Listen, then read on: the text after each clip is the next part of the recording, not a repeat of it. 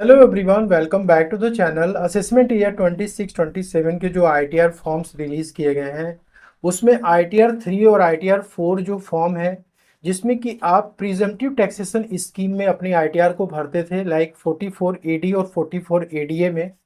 तो balance sheet में अब इस बार गवर्नमेंट ने ये बोला है कि आपको बैंक के बैलेंसेस और इन्वेस्टमेंट की डिटेल्स आईटीआर में शो करनी पड़ेगी। तो बैंक के बैलेंसेस और इन्वेस्टमेंट की डिटेल्स आपको क्यों मांगी गई है, आपको इसमें क्या क्या शो करना है और इसके लिए आपको पहले से क्या तैयारी करके रखनी पड़ेगी, चलिए इसको हम समझते हैं। अब यहाँ पे जो आईटीआर 3 और आईटीआर 4 है प्रेजेंटिव टैक्सेशन स्कीम के लिए, इसमें एक बड़ा बदलाव किया गया है कि ये आईटीआर जो कि आप पहले फाइल करते थे 31 जुलाई तक, इसको बढ़ा के 31 अगस्त कर दिया गया। तो पहले यदि आप अपनी आईटीआर को न्यू टैक्स रेजिम में फाइल करते थे और इस बार असेसमेंट ईयर 26-27 में इसको आप ओल्ड टैक्स रेजिम में फाइल करना चाहते हो तो आपको फॉर्म 10 IEA सबमिट करना पड़ेगा 31 अगस्त के पहले। उसी तरीके से आप पहले ओल्ड रेजिम में फाइल करते थे लेकिन अब आपको इस बार न्यू टैक्स रेजिम में फाइल करना है, क्योंकि आप लोगों को पता है कि 12 लाख तक की इनकम को टैक्स फ्री किया गया है। तो ऑब्वियसली न्यू टैक्स रेजिम में आपको काफ़ी ज़्यादा बेनिफिट मिल रही है। तो ऐसे केस में ओल्ड से न्यू में आने के लिए भी आपको फॉर्म 10 IE सबमिट करना पड़ेगा। अब यहाँ पे देखिए, जो प्रिजम्पटिव टैक्सेशन स्कीम का सबसे बड़ा फायदा ये होता है कि ऐसे बिजनेस पर्सन या फ्रीलांसर्स या प्रोफेशनल्स जो कि बुक्स ऑफ अकाउंट्स को मेंटेन नहीं करते हैं, उनके लिए ये ऑप्शन निकाला गया था कि आप प्रिजम्पटिव टैक्सेशन स्कीम में अपनी आईटीआर को फाइल कर सकते हो। लेकिन असेसमेंट ईयर 26 और 27 में जो इन्होंने चेंजेस आईटीआर फॉर्म्स में किया है उसको देख करके यही लगता है कि अब बुक्स ऑफ अकाउंट्स आपको इनडायरेक्टली मेंटेन करना पड़ेगा। और प्रिजेंटिव टैक्सेशन स्कीम में आपके जो प्रॉफिट्स होते हैं वो आपके टर्नओवर के बेसिस पे डिसाइड होते हैं। तो सेक्शन 44 एडी में यदि आपको आईटीआर 3 आईटीआर 4 फाइल करना है तो उसमें आपके सेल्स या टर्नओवर कितनी होनी चाहिए, कितना आपको प्रॉफिट यहाँ पे डिक्लेयर करना पड़ेगा। सेक्शन 44 एडी जो होता है वो नॉर्मल बिजनेस के ऊपर एप्लीकेबल होता है, जिसमें कि एक रेजिडेंट इंडिविजुअल, एचयूएफ या फिर फर्म जिसमें एलएलपी नहीं आती उसको ये बेनिफिट मिलता है। यहाँ पे यदि टर्नओवर और ग्रॉस रिसीट की बात करें तो यदि आप कैश में ट्रांजेक्शन्स ज्यादातर करते हो तो उस केस में आप सेक्शन 44 एडी में मैक्सिमम 2 करोड़ रुपए तक आप अपनी आईटीआर में टर्नओवर या सेल्स को डिक्लेयर कर सकते हो, जिसमें कि आपको 6% और 8% क्या करना होगा, अपनी प्रॉफिट डिक्लेयर करनी पड़ेगी। 6% प्रॉफिट जो होती है वो डिजिटल ट्रांजेक्शन के लिए होती है। लाइक आप जो है अपने बैंक अकाउंट से ही आपके ज़्यादातर ट्रांजेक्शन जो है आप रिसीट कर रहे हो, फिर उसके बाद पेमेंट कर रहे हो। और 8% जो यहाँ प्रॉफिट है वो कैश ट्रांजेक्शन के लिए है। ये तो है मिनिमम परसेंटेज प्रॉफिट का जो कि आपको डिक्लेयर करना ही है। इसके ऊपर भी आप कर सकते हो, लेकिन यदि आप इसके नीचे जाओगे तो आप सेक्शन 44 एडी के लिए आप इन एलिजिबल हो जाओगे। आपको उस केस में फिर अपने बुक्स ऑफ अकाउंट्स को मेंटेन करना होगा, ऑडिट करानी पड़ेगी, फिर आप अपनी आईटीआर को फाइल कर पाओगे।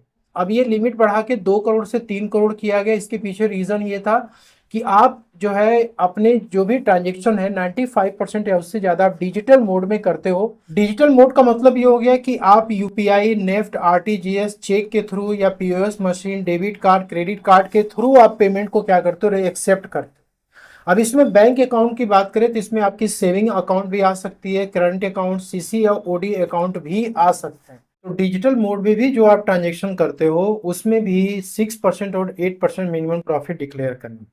95% के नीचे यदि आपका है तो उस केस में ये ट्रांजेक्शन आपकी कैश की ट्रांजेक्शन मानी जाती है। उस केस में 3 करोड़ रुपए का लिमिट एप्लीकेबल नहीं होगा। 95% या उससे ज़्यादा आप यदि ट्रांजेक्शन करते हो रिसीट और पेमेंट बैंकिंग चैनल के थ्रू तो वो आपका डिजिटल माना जाएगा और उस केस में 6% आपको प्रॉफिट डिक्लेयर करनी पड़ेगी। जो रिमेनिंग 5% या उसके नीचे है कैश वाला, उसमें 8% आपको डिक्लेरेशन करना पड़ेगा। सेक्शन 44 एडीए की यदि हम बात करें तो नॉर्मली जो प्रोफेशनल्स हैं लाइक डॉक्टर, लॉयर, आर्किटेक्ट या फिर फ्रीलांसर, इसके अलावा भी जो भी प्रोफेशनल की कैटेगरीज है वो सब सेक्शन 44 एडीए में आती है। और ऐसे लोगों को भी बुक्स ऑफ अकाउंट्स मेंटेन करने की जरूरत नहीं है यदि वो इस सेक्शन में अपनी आईटीआर को फाइल करते हैं। तो यहाँ पे प्रोफेशनल से भी बैंक के बैलेंसेस और इन्वेस्टमेंट की डिटेल्स आईटीआर 3 आईटीआर 4 में मांगी गई।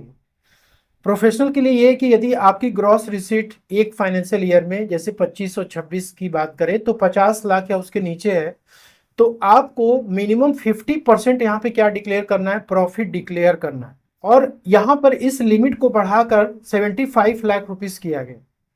इसमें भी ये कि यदि आपका 95% या उससे ज्यादा जो भी रिसीट या पेमेंट है वो बैंकिंग चैनल के थ्रू हो रहा है, तो मिनिमम 50% की जो प्रॉफिट है वो आईटीआर में डिक्लेयर हमें करनी है। तो असेसमेंट ईयर 26 और 27 का जब आप आईटीआर फॉर्म ओपन करोगे, यहाँ पे आपको फाइनेंशियल पार्टिकुलर्स ऑफ बिजनेस पे आना है। तो यहाँ पे जो भी बैलेंसेस आपको डालने हैं वो 31 मार्च 2026 को जो है वही आपको यहाँ पे इंटर करना है। अब सेक्शन 44 एडी हो या एडीओ हो, पहले आपको यहाँ पर जैसे cash in hand, inventory, sundry debtors, ठीक है, ये सब डिटेल्स आपको देनी होती थी, संडिकेटर का देना होता था। लेकिन इसमें आप फिगर जो अपना फिलअप करते थे वो आप अपने एस्टिमेटेड बेसिस पे डाल देते थे, उसका बुक्स ऑफ अकाउंट से कोई लेना देना नहीं होता था। लेकिन अब असेसमेंट ईयर 26 और 27 से यहाँ पे आप देख सकते हो कि जो इन्वेस्टमेंट है इसकी डिटेल्स आपको यहाँ पे कंपलसरी एंटर करना, और जो यहाँ पे बैलेंस विथ बैंक्स है, मतलब कि आपके ऑल ओवर इंडिया में जो भी बैंक अकाउंट है, चाहे वो करेंट अकाउंट हो, सेविंग हो, सीसीओडी हो, जिसमें कि आप ट्रांजेक्शन करते हो, सभी के बैलेंसेस आपको 31 मार्च के यहाँ पे टोटल करके इंटर करने हैं। अब गवर्नमेंट यहाँ पे क्या कर रही है, बैलेंस शीट अप्रोच को फॉलो कर रही है। तो जो बैंक बैलेंस आप 31 मार्च 2026 को बैलेंस शीट में रिपोर्ट करेंगे वो आपके प्रॉफिट से जो है क्रॉस वेरीफाई किया जाएगा। अब इनकम टैक्स का जो पोर्टल है वो कंप्लीटली एआई बेस्ड हो चुका है, तो आपके बैंक अकाउंट में जितने भी बैलेंसेस हैं वो दोस्तों ऑटोमेटिकली वो ट्रैक होंगे और आपको यहाँ पे बिल्कुल सही सही बैलेंसेस इंटर करने पड़ेंगे। तो बैंक बैलेंस में कौन सा फिगर डालना है, तो आपको नेट बैंक बैलेंस का अमाउंट इंटर करना है, like saving account, current account, और जो आपके यूपीआई वॉलेट्स हैं लाइक पेटीएम हो गया, गूगल हो गया, या फिर आपके जो फोन पे हो गया, उसमें वॉलेट में कितने बैलेंसेस थे। माइनर के नाम से यदि कोई अकाउंट्स है और आपका पैन नंबर उसमें जुड़ा हुआ है तो उसके भी अकाउंट के बैलेंसेस आपको यहाँ पे लेने पड़ेंगे।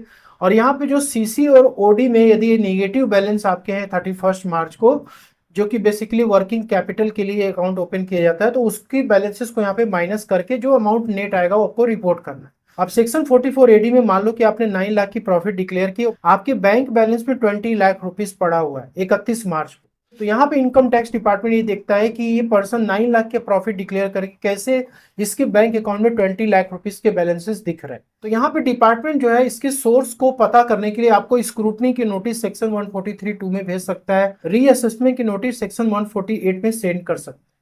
यदि इसके सोर्स को आप नहीं बता पाते हैं तो 200% तक की पेनाल्टी इसमें लग सकती है। मतलब कि आपके बैंक बैलेंस ज्यादा है, आपने आईटीआर में प्रॉफिट कम डिक्लेयर की हुई है। बहुत सारे लोगों का यही होता था कि वो प्रॉफिट अपनी एस्टिमेटेड बेसिस पे कुछ भी डिक्लेयर कर देते थे, उसको डिपार्टमेंट जो है क्रॉस वेरीफाई करने के लिए ये बैंक बैलेंस और इन्वेस्टमेंट की डिटेल्स मांगा है। अब यहाँ पे जो एआईएस टीआईएस है ये आपका हर साल रिकनसाइल होगा। आप क्लोजिंग बैलेंस डालोगे, नेक्स्ट ईयर वो ओपनिंग बैलेंस की तरह ट्रीट होगा, तो फिर से आपको उस पर्टिकुलर ईयर में बैंक की बैलेंस अपनी इंटर करनी पड़ेगी। तो ये ओपनिंग और क्लोजिंग बैलेंस के बेसिस पे क्या होगा, आपका एआईएस टीआईएस रिकनसाइल होता रहेगा। यदि आप बैंक बैलेंसेस के अमाउंट को आप कम दिखाते हो तो उस केस में मिसमैच की सिचुएशन क्रिएट हो सकती है और आपकी आईटीआर डिफेक्टिव मोड में जा सकती है। उसी तरीके से जो इन्वेस्टमेंट आपका है 31 मार्च को आपके जितने भी इन्वेस्टमेंट हैं, वैसे यहाँ पे किसी प्रकार की कोई प्रैक्टिकल गाइडलाइंस नहीं आई है, लेकिन जनरली इन्वेस्टमेंट में यदि आप एक इंडिविजुअल हो और आप बिजनेस प्रोफेशन में इन्वॉल्व हो तो आप FD, RD, shares, mutual fund या फिर एलआईसी आपके बिजनेस के नाम पर हो या आपका पर्सनल हो, सभी को आपको ऐड करके इसमें शो कर देना चाहिए। यदि आपके कुछ एसेट्स हैं जैसे कि आपका शॉप है, ऑफिस है, या फिर कार आपने बिजनेस के नाम पे ले रखी है, लैपटॉप, मोबाइल है, इन सब का भी आपको 31 मार्च को डेप्रिसिएशन माइनस करने के बाद जो रिटर्न डाउन वैल्यू होता है वो आपको इसमें रिपोर्ट कर देना है। लायबिलिटी की बात करें तो आप शॉप, ऑफिस के लिए यदि आपने होम लोन ले रखा है तो आप इसके बैलेंसेस को दिखा सकते हो। कार लोन हो गया, डिजिटल डिवाइस, यहाँ पे जो लैपटॉप और मोबाइल को बाई करने के लिए आपने फाइनेंस कर रखा है, तो ये सभी आप लायबिलिटी को शो कर सकते हैं, जिससे डिपार्टमेंट को ये पता लगे कि यहाँ पे जो भी एसेट्स क्रिएट किए गए हैं वो लोन लेकर के किए गए। अब यहाँ पे क्या होगा कि एक तरीके से फुल फ्लेज्ड बैलेंस शीट आपको प्रिपेयर करनी पड़ेगी, अपने बुक्स ऑफ अकाउंट्स को आपको मेंटेन करना पड़ेगा, ठीक है, जिससे कि कल के डेट में यदि कोई भी इंक्वायरी आए तो आप क्या कर सको, इसका प्रॉपर रिप्लाई आप दे सको। यहाँ पे books of account section 44 AD और एडीए के लिए भले ही कंपलसरी ना हो, लेकिन जिस तरीके से यहाँ पे इन्वेस्टमेंट और बैंक की डिटेल मांगी गई है, आपको अब अलर्ट हो जाना है और अपने बुक्स ऑफ अकाउंट्स को मेंटेन करना है, स्पेशली जो इन्वेस्टमेंट है और बैंक के बैलेंसेस हैं, इन्वेंट्रीज हैं, डेटर्स हैं और जो कैश इन हैंड है, इस सभी का आपको प्रॉपर जो है ऑथेंटिकेशन के साथ प्रूफ अपना रखना पड़ेगा। तो ये मेजर चेंजेस जो कि इन्वेस्टमेंट और बैंक की डिटेल्स आपको देनी है। होप कि आपको ये वीडियो पसंद अच्छी लगे तो लाइक शेयर जरूर करें। मिलते हैं next video. Thank you so much.